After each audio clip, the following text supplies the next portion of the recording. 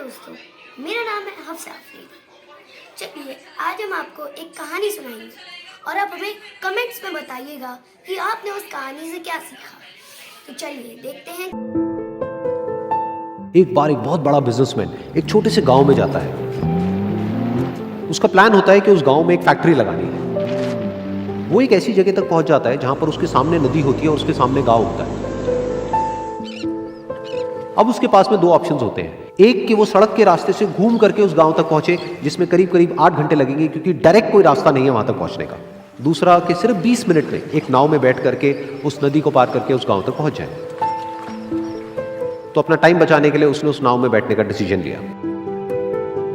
वो नाव बहुत ही छोटी सी थी, जिसमें एक तरफ एक आदमी बैठा था जो कि नाव चला रहा था और दूसरी तरफ ये बिजनेसमैन बैठा हुआ था। तो नाव में बैठने की थोड़ी देर बाद उस बिजनेसमैन ने उस नाव वाले से पूछा, तुझे पता है तेरी नाव में कौन बैठा है? तो नाव वाले ने बड़े ही भोलेपन से कहा हाथ जोड़ करके, नहीं साहब मुझे नहीं पता आप कौन है। तो बिजनेसमैन बोला, अरे तू अखबार नहीं पढ़ता है क्या? हर दूसरे दिन मेरी फोटो आती है अखबार में।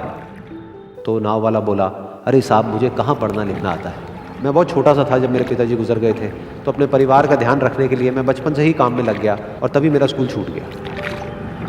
ये सुन करके उस बिजनेसमैन ने उसका मजाक उड़ाते हुए उसको कहा, तुझे पढ़ना लिखना तक नहीं आता है, ऐसी जिंदगी का क्या फायदा? ये सुन करके उस नाव वाले को बुरा तो लगा, लेकिन उसने कुछ नहीं कहा। थोड़ी देर बाद वो बिजनेसमैन उस नाव वाले से बोला, अभी कुछ ही दिन बाद ये जो सामने तू जमीन देख रहा है, यहां पर मेरी एक बहुत बड़ी फैक्ट्री होगी जहां पर हमारे ब्रांड की मिनरल वाटर की बॉटल्स बनेगी। उस नाव वाले को बात समझ नहीं आई। उसने कहा, क्या बनेगा साहब? तो बिजनेसमैन थोड़ा सा इरिटेट होकर के बोला कि हमारे यहाँ पर पानी की बोतलें बनेंगी जो तेरे गांव में नहीं बिकेगी, लेकिन शहरों में बहुत बिकती है। अरे कभी तू शहर गया होगा तो तूने देखी होगी पानी की बोतलें रखी होती है दुकानों पर। फिर वो नाव वाला बोला, अरे साहब मुझे कैसे पता होगा, मैं तो कभी इस गाँव से बाहर गया ही नहीं। फिर वो बिजनेसमैन उसके ऊपर हंसते हुए बोला, तू कभी इस गांव से बाहर तक नहीं गया, तुझे पता ही नहीं कि शहर क्या होता है? अरे ऐसी जिंदगी का क्या फायदा?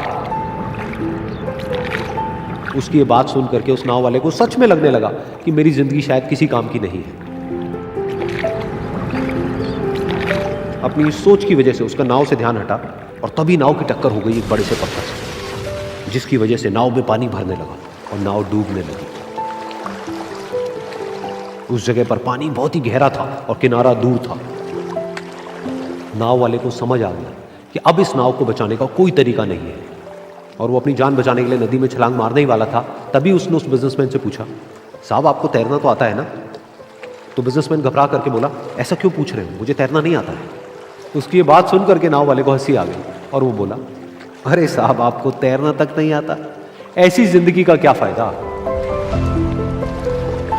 ये सुन करके उस बिजनेसमैन को अपनी गलती का एहसास हुआ और वो हाथ जोड़ करके उस नाव वाले से बोला, तुम जो कहोगे मैं तुम्हें दूंगा, बस मेरी जान बचा लो।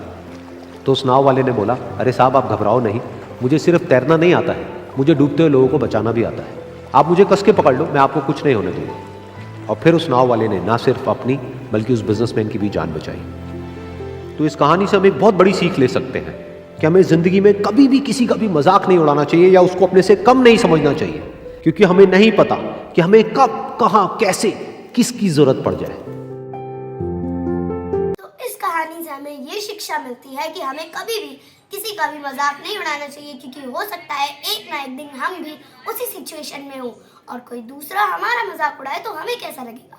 उम्मीद है आपको ये समझ में आया होगा। अगर ये आपको ये कहानी अच्छे से समझ में आई तो आप इसे लाइक करें, हमारे चैनल बच्चों की दुनिया को सब्सक्राइब करें। Thank you for watching this video. Bye bye.